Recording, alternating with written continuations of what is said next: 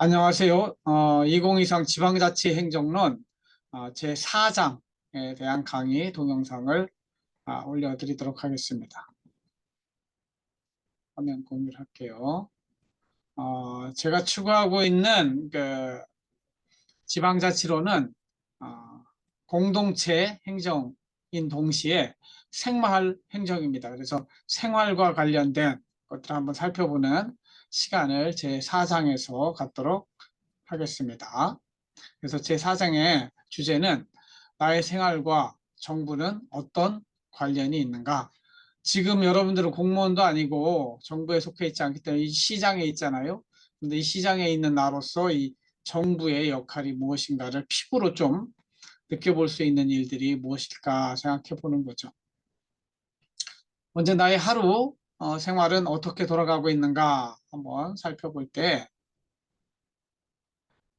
아침에 일어나면 늘 우리 옆에는 스마트폰 있죠. 노트북 있죠.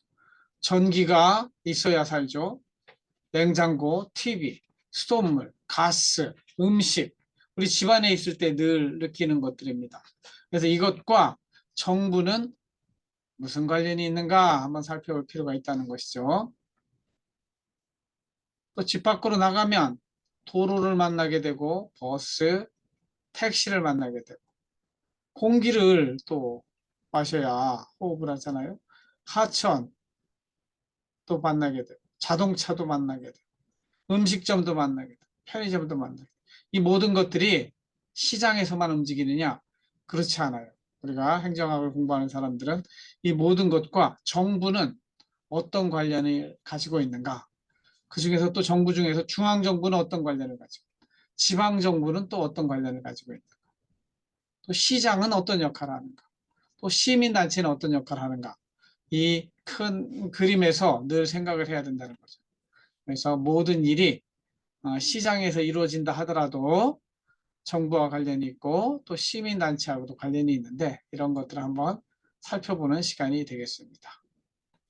그래서 몇 가지 사례를 한번 제가 조사를 해봤는데 스마트폰 우리가 제일 가까이에서 없으면 안 되는 그러한 물품이죠. 그럼 스마트폰과 정부는 어떤 관련이 있는가? 시장, 정부, 시민단체 이렇게 세 개로 역할을 나눠보는 거예요. 스마트폰의 생산은 시장, 즉 기업들이, 민간 기업들이 자유롭게 생산을 합니다. 하지만 이 생산 시장에 대해서도 정부 부문, 중앙정부는 산업통상자원부에서 이 관련된 일을 하고 있습니다. 그래서 이것을 어떻게 하면 시장을 키울까, 그죠? 산업을 좀 더 발전시킬까 하는 것들은 산업정책이라 필요한 경우 보조금도 주고 진흥정책을 펼치기도 합니다. 반면에 환경부에서는 이런 산업을 통해서 발생하는 환경 오염들이 있기 때문에 환경에 대해서 규제하는 일을 또 하고 있습니다. 규제는 하지 못하게 하는 것이고 산업통상자원부에서 하는 것은 진흥정책, 좀 더 잘하게 해주는 것이죠. 스마트폰이 생산되었으면 그 다음에는 판매를 해야 돼요. 이 판매는 또 민간기업, 삼성이면 삼성, 그죠? 우리나라는 이제 갤럭시 하나밖에 안 남았지만 아이폰이면 아이폰, 옛날에는 LG도 만들고 펜텍도 만들고 그랬는데 지금은 이제 국내 기업으로서는 삼성전자만 남았죠.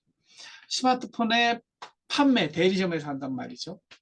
이것도 자유롭게 하지만 관련된 법이 있어요.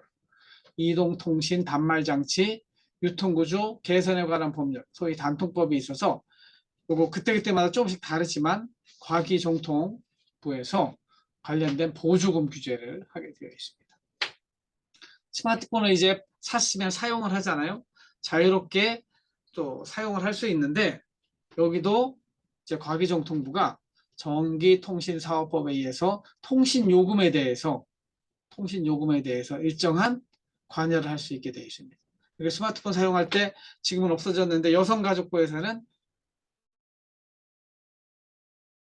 하지 못하도록 하는 이런 제도를 가지고 있죠. 여기에 마지막으로 시민단체들은 어떤 역할을 하느냐? 시민단체들은 시민공동체로서 이 스마트폰 규제를 어떻게 해야 된다고 주장하는 것이죠. 세미나도 하고 스마트폰 요금에 대해서도 민원도 제기하고 대표적인 시민단체 참여연대, 건강국민연대 이런 데서 이런 주장을 하죠. 그래서 우리가 살아가는 생활에 관련돼서 시장, 정부, 시민단체가 각각 역할 분담을 하고 있다. 그런 것들에 대해서 우리가 알아야 된다. 그런 것이죠. 그 다음에 우리가 매일 마시는 수돗물. 수돗물은 정부와 무슨 관련이 있는가 하는 것이죠. 우리가 시유에서 사 먹는 이 물 있잖아요. 이거 먹는 샘물이라고 하는데 이거는 이제 민간 시장에서 생산을 하지만 상수도 우리 집에서 수도를 틀면 나오는 그 물을 상수도라고 그래요. 빠져나가는 물은 하수도라고 그러죠. 이 상수도의 생산은 지방정부가 하게 되어 있습니다. 대전시 같으면 대전시 상수도 사업본부에서 하게 되어 있습니다. 물론 이 생산하는 과정에 민간 기업이 참여하고 정수장을 운영하기도 하고 이렇게 하죠. 그러나 본질적인 책임은 지방정부, 지방자치단체에 있는 거예요. 상수도의 판매도 결국 만든 지방정부에서 판매를 합니다. 그래서 각 집집마다 수돗물이 들어가게 하고 매달 상수도 요금을 부과하게 되어 있습니다. 여기에 여러분들 집에 들어오는 상수도 요금 표를 보면 아시겠지만 물이용 부담금이라고 톤당 170원씩 붙어서 나오는 돈이 있는데 필요하시면 이게 무엇일까 하는 것들도 생각해 볼 필요가 있습니다. 이것은 이 수돗물을 깨끗하게 하려면 상류 지역에서는 재산권을 사용하지 못해요. 즉 상류 지역에서는 여러분들이 가다 보면 표시판에 상수원 보호구역 이렇게 되어 있으면 그곳에서는 음식점도 못하고 공장도 못 짓고 그만큼 땅값이 떨어지는 것이죠. 그렇기 때문에 하류 지역에 사는 실제 그 물을 먹는 사람들이 일정한 돈을 내서 상류 지역 사람들에게 도움을 주는 이러한 용도로 사용되는 것이 물이용 부담금이고 우리나라 4대 강의 4대 수계기금이라는 이름으로 활용이 되고 있습니다. 그리고 상수도를 생산하는 데 있어서 이제 또 원래 물을 원수라고 하죠. 이거는 어디에 있는 물을 갖다 쓰냐면 대청댐이 있으면 대청댐에 있는 물을 갖다 쓴단 말이죠. 또는 광역상수도라고 한 2m 되는 큰 관로를 만들어 가지고 물을 보내주기도 해요. 이러한 상수도의 원수 공급은 한국수자원공사가 합니다. 이건 환경부 소속의 국가공기업이죠. 지방정부가 결국은 최종적인 지방상수도 공급 책임을 지고 있기 때문에 자체 수원을 개발하게 돼요. 우리 대전시는 뭘 사용해요? 대청댐 물을 사용하게 돼요. 대청댐을 지을 때 어느 정도 대전시가 돈을 댔어요. 그렇기 때문에 50만 톤인가 100만 톤인가는 무료로 쓰게 돼 있어요. 왜냐하면 지분이 있으니까. 그리고 전국적인 상수도 관련 정책은 환경부에서 하게 돼 있고 실제 일은 한국수자원공사가 하고 있죠. 그 다음에 각각 아까 상수도사업본부와 같이 대전시 상수도사업본부와 같이 지방정부에 있는 지방공기업이라고 하는데 그 지방공기업에 대한 정책을 총괄하는 것은 행정안전부입니다. 그래서 지방공기업과가 있어가지고 거기서 지방공기업에 대한 정책 또는 경영평가를 하고 있습니다. 또 물이 흘러내려가는 거 있잖아요. 이건 이제 하수도라고 하는데 하수도가 내려가면 하천으로 갑니다.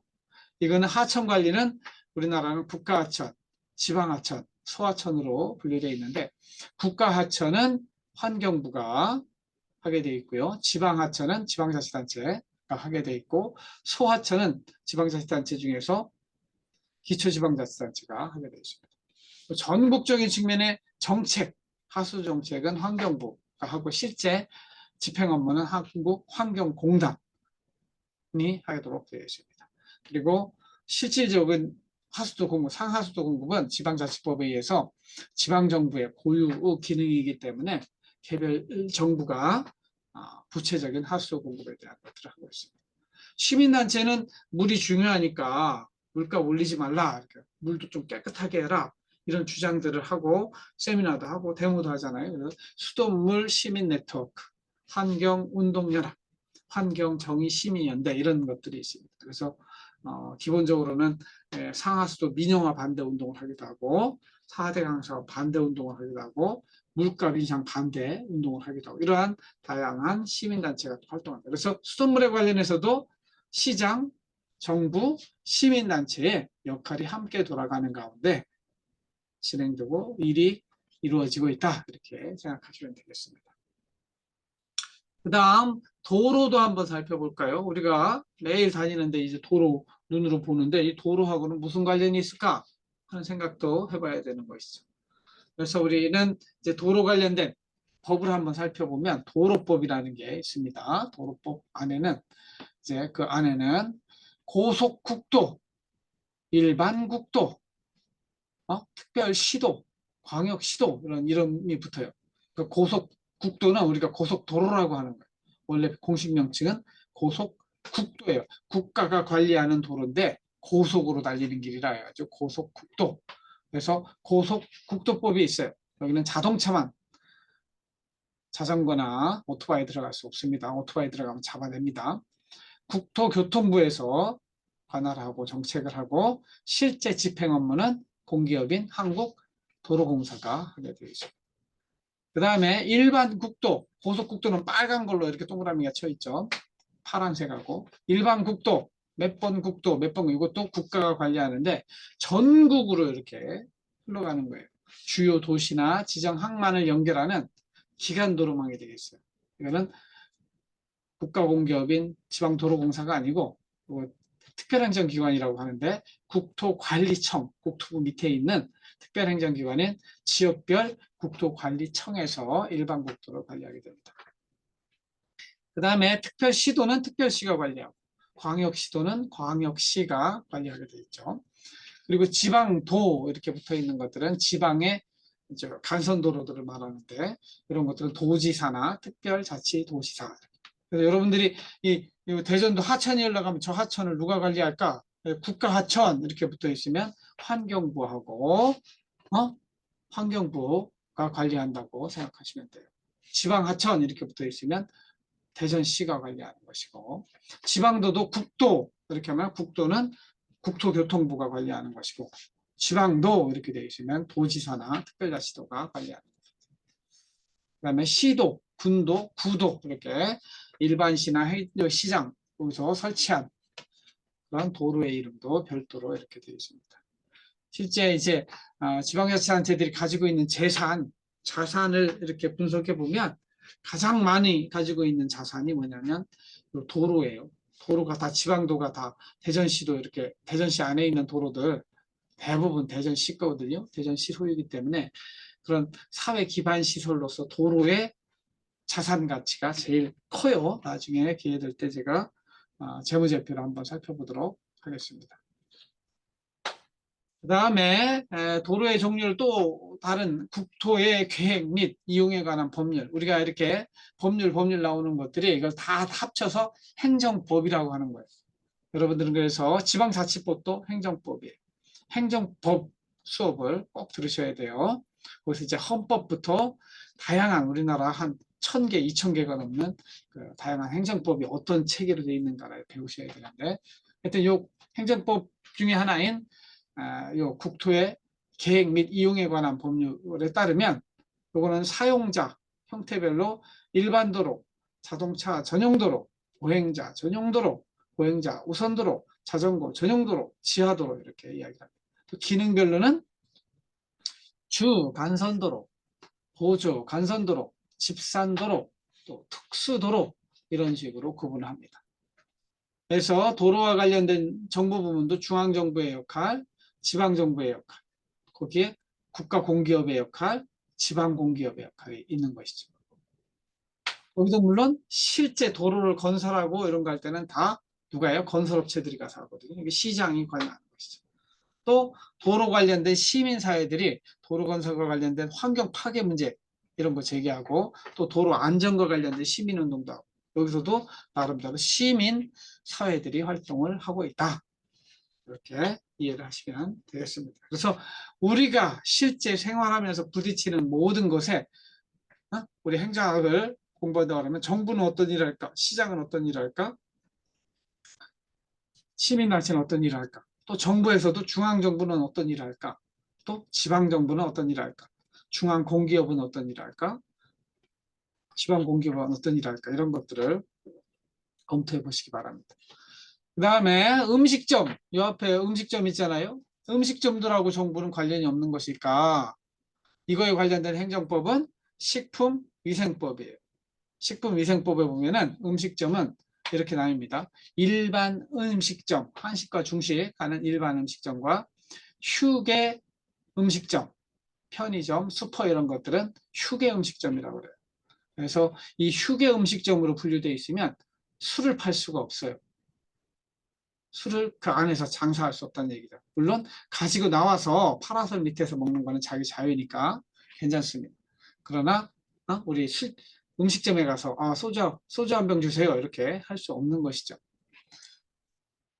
음식점이 있고 주점이 있습니다. 주점은 유흥주점, 단란주점 이렇게 하는데 이 단란주점에 대해서는 도우미, 즉 우리가 이야기하는 유흥적개거 유흥 적개거 도우미가 와서 일할 수가 없는 곳이 단란주점이에요.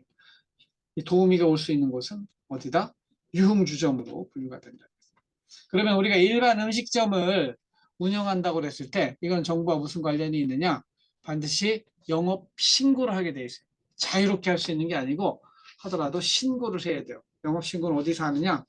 업종별 소재지 시, 군, 구청 우리 한남대학교 대덕구에 있잖아요. 대덕구청 관련자한테 가서 영업 허가 신고증을 내야 돼요. 이것만 하면 되느냐? 아니에요. 모든 장사하는 일은 국세청하고 관련되죠.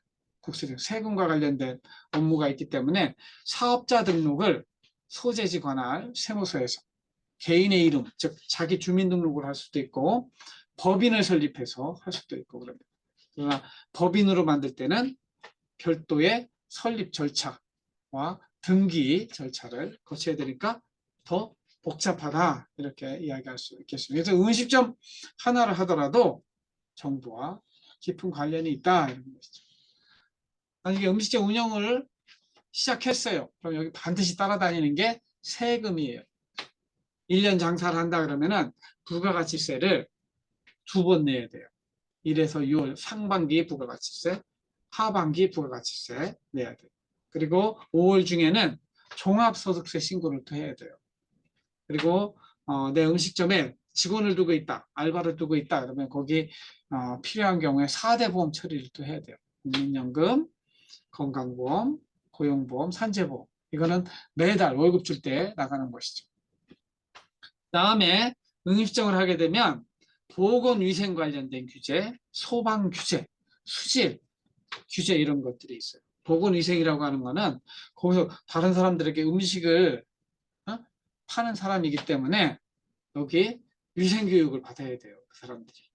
그래서 보건소에 가서 보건증도 거기서 일하는 사람들은 보건증을 받아야 되고 거기서 또 신규 사업자에 대해서는 교육기관, 요거 위탁교육이 있습니다.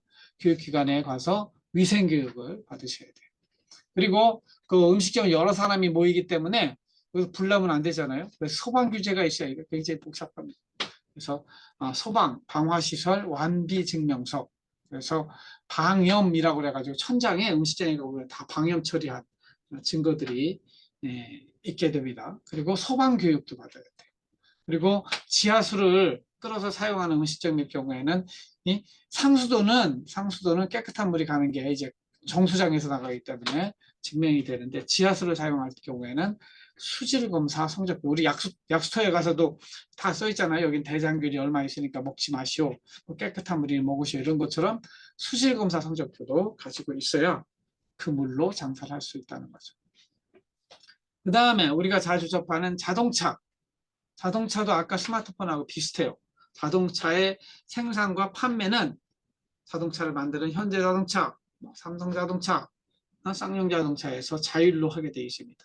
그러나 이 자동차도 중요한 사회적인 영향이 있잖아요. 일자리를 만들어내고 국가 경쟁력에 중요한 부분을 차지하기 때문에 산업통상자원부에서 산업정책을 합니다. 마찬가지로 환경부는 자동차 만들 때 생산되는 또 오염물질 때문에 환경 규제를 하게 되어 있습니다. 그러니까 이 산업부는 좀 더 그 산업을 키우려고 하는 것이고 환경부는 줄이려고 하는 것이죠. 왜냐하면 환경 오염을 발생시키지 않아야 되니까요. 그다음에 자동차 구입 한다고 그랬을 때 여러분들 자동차 구입해 봤는지 모르겠지만 이게 그냥 가게에 가서 자동차 산다고 끝나는 게 아니에요. 자동차 관리법이라고 하는 행정법이 있어서 차량 등록 사업소에 가서 차량 등록을 해야 돼요. 등록하면서 세금을 내야 됩니다. 여기서 이제 개별 소비세, 교육세, 부가가치세 이런 것들이 붙는데 이거는 대부분 차량 가격에 포함되기 때문에 별도로 낼 필요가 없어요. 근데 중요한 거는 차량 등록하러 갔을 때 취득세, 공채 매입비를 내야 돼요. 이거는 여러분들이 서울시는 구청 단위에서 하기도 하는데 대전시는 저쪽 또 야구장 옆에 거기서 하더라고요. 그래서 거기 가서 취득세 내고 공채 매입비 이게 다 정부하고 관련된 그것이 끝나야 내 이름으로 자동차 등록증이 나오게 되어 있습니다. 자동차를 또 운영하려면 그냥 아버지가 다 내주니까 여러분들 운전만 하면 되겠지만 그게 아니에요. 실제 자동차 운영하려면 새로운 차인 경우에는 4년, 중고차인 경우에는 2년마다 정기검사를 받아야 돼요. 그 검사증이 집으로 날라와요. 또는 카톡으로 와요. 그걸 해야 그래서 자동차 검사 대행자한테 가서 자동차에 대한 검진, 엔진도 검사받고 깜빡이도 검사받고 등 이런 것들 종합적인 검사를 받게 되어 있습니다. 왜냐하면 내 차가 고장나서 다른 사람을 해칠 수도 있기 때문에 정기검사를 통해서 안전한 차량 운전할 수 있도록 하는 것이죠. 또 차량 살 때 내는 세금은 취득세라고 그랬잖아요. 근데 차량을 매년 보유하고 있으려면 자동차세를 내게 되어 있습니다. 보통 2번 나오게 돼요. 그 다음에 자동차세 플러스 지방교육세가 부가세. 그러니까 자동차세 플러스 알파로 나온다는 게 부가세예요. 그리고 차량 운전하다 보면 기름 넣어야 되잖아요. 기름 안에도 온통 세금입니다. 반 이상이 세금이에요. 교통에너지환경세, 개별소비세, 교육세, 주행세, 부가가치세 이게 주유비에 다 포함되어 있어요. 우리가 5만 원어치 주유하잖아요. 실제 기름값은 2만 5천 원밖에 안 되는 거예요. 나머지는 다 세금이에요. 그 다음에 우리나라는 보험을 반드시 들게 되어 있습니다. 특히 대물은 필수가 돼요. 그러니까 자기 차 고장난 건 자기 스스로 고칠 수 있는데 상대방에게 피해를 끼친 거는 반드시 보험 처리를 하게 되어 있어요. 그래서 자기 차, 자차라고 하죠. 자기 자동차가 다치거나 자기 몸이 다친 거는 선택적으로 보험료가 싸질 수는 있지만 타인에 대한 배상 부분은 반드시 보험을 가입하게 됩니다. 이 보험증이 있어야 합법인 거예요. 아니면 경찰에 잡혀가지고 불법을 행한 운전자가 되는 거예요. 자동차에 관련된 시민단체들도 있습니다. 소비자 주권회의, 자동차 시민연합, 자동차 10년 타기 시민운동연합 여기서도 자동차를 또 공동체를 위해서 올바르게 사용하는 방법이 무엇일까 이것에 대한 많은 시민운동을 하기도 하고 세미나를 하기도 하고 이런 시민단체들이 돌아가는 것이죠. 그 다음에 마지막으로 부동산 여러분들은 부동산을 한 번도 매매해 본 적이 없을 거예요. 그러나 이것도 여러분들이 정부와 무슨 관련이 있는가 문재인 정부 때 막 7번, 23번이나 정책을 냈는데도 집값을 못 잡았잖아요. 그 관련된 정책이 나온다고 하는 것은 관련된 법이 있고 법에 의해서 정부가 관여한다는 거예요. 부동산 매매는 그냥 시장에서 부동산 중개소 가가지고 이렇게 브로커랑 시장 자율로 중개인하고 결정하면 되죠.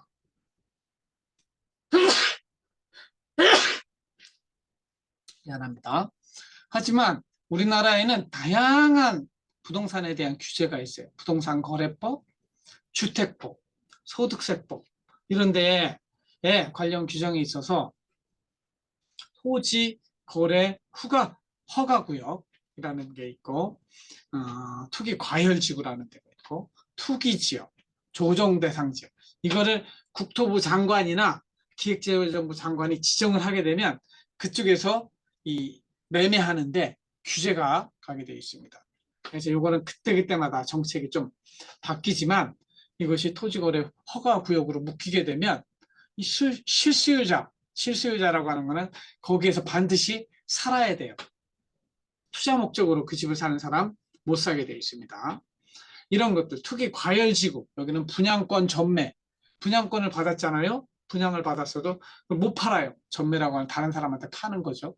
나는 그냥 돈 벌러 들어가서 바로 플러스 프리미엄이라고 하죠. 프리미엄 벌고 팔려고 안 돼요. 5년 정도 못 팔게 돼 있는 이러한 다양한 규제가 있는 투기지역으로 지정되면 양도소득세를 중과하게 돼요.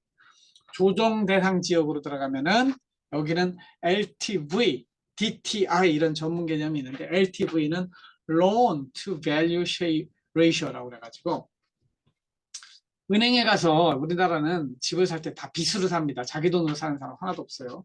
최소한 반 이상은 빚을 내서 하는데 주택이 10억짜리라고 하면은 주택담보대출 시 담보인정비로 그리고 LTV 60% 그러니까 10억짜리 산다 그러면 6억까지만 빚을 내주는 게 LTV예요. 그러면 DTI는 이건 소득 기준이죠. Debt to Income 총 부채 상환 비율이라고 해서 소득 대비 대출 가능 규모를 또 제한을 해둔 거예요. 이런 식으로 해서 우리나라는 빚으로 다 은행 빚, 뭐 제2금융권 빚으로 집을 사기 때문에 대출 제한을 하는 제도가 LTV, DTI다 이거죠. 그러니까 은행에서도 마음대로 돈을 못 빌려주는 거예요. 정부의 법의 테두리 안에서 대출을 해줘야 되는 것이죠. 그 다음에 만약에 이제 이런 걸 다 치르고 부동산을 매입했어요. 그러면 부동산에 대해서는 등기를 해야 됩니다. 이건 아까 자동차는 등록을 한다고 했잖아요. 그러니까 부동산 등기부 등본이 바로 집문서예요. 우리 시골에서 이야기하면 집문서가 내 이름으로 돼 있어야 되는 거죠. 이게 뭐냐면 법원 등기소에 가서 내 이름으로 이 번지수가 있죠. 번지수 이 땅은 이 집은 누구의 소유다 하는 증명이 등기예요. 이거는 이제 본인이 직접 할 수도 있지만 법무사를 데리고 가서 할 수도 있어요. 이때 또 세금을 내야 돼요. 부동산을 취득했다고 해서 부동산 취득세를 내게 되는데 이건 지방세고 1에서 4%. 여기에 농특세, 지방교육세도 붙어가지고 이거 돈 내야 돼요. 그리고 부동산을 보유하고 있는 것, 살 때도 세금을 내지만 매년마다 재산세를 내게 되어 있어요. 그리고 국세로서 종합부동산세도 내게 되어 있습니다. 그리고 이제 부동산을 팔잖아요. 팔면 살 때 가격과 팔 때 가격의 차이를 뭐라고 하냐면 캐피탈 게인이라고 하는데 요거는 우리나라 말로 양도소득이라고 그래요. 양도소득. 팔모로 인해서 내가 소득, 차액이 발생했잖아요. 요것에 대해서도 세금을 내야 돼요. 짧게는 적게는 6%, 많게는 50%까지 양도소득을 내게 되어 있습니다. 그래서 부동산 관련된 것들도 다 정부하고 관련돼 있다 이런 이야기를 하는 것이죠. 부동산 개발하는 데 있어서도 이 국토교통부가 전 국토 부동산이 다 땅이잖아요. 땅을 종합 계획을 세워서 해야 되기 때문에 국토계획 또 대전시 같으면 대전시 도시계획 국토계획법이라는 게 있습니다. 그래서 필요한 경우에는 이 사유지지만 여기에 함께 공동체가 사용하는 한 70%가 동의하면 이게 토지수용제도, 토지수용법이라는 게 또 있습니다. 그래서 알박기 하는 사람들 있잖아요. 난 죽어도 여기 안 나가. 이런 사람도 사실은 이 토지 수용제도에 의해서 주변의 70%가 이거는 공동체가 이렇게 쓰기로 했으니까 또 보상해 줄 테니까 또 딴 데 가서 살아. 이렇게 할 수 있는 제도가 토지 수용제도예요. 이런 것들이 다 정부의 역할로 들어가 있다. 이렇게 이해하시면 되겠습니다. 그래서 제 4장에서 살펴본 내용은 실제 수업 시간에 질의응답을 통해서 여러분하고 대화를 하겠지만 우리의 생활, 우리 이건 행정도 아니야. 이런 게 이렇게 생각하는 것들이 있는데 이것이 다 정부하고 관련되어 있기 때문에 생활 행정의 개념으로서 우리 주변의 모든 것에 대해서 여러분들이 행정학과를 나왔으니까 정부는 어떤 관련을 하고 있을까? 또 시장의 역할과 또 시민사회의 역할은 어떨까?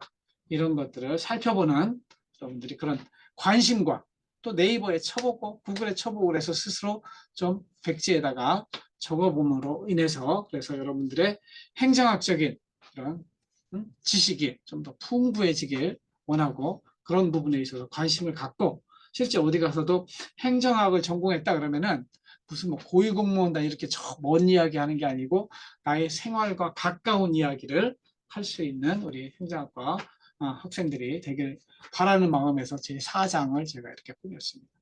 아무튼 이거 한번 살펴보시고 실제 자세한 내용은 수업 시간에 또 다루도록 하겠습니다. 그래서 동영상 강의는 여기서 마치도록 하겠고요. 나머지 내용들은 수업 시간에 서로 대화하도록 하겠습니다. 들어주셔서 감사합니다.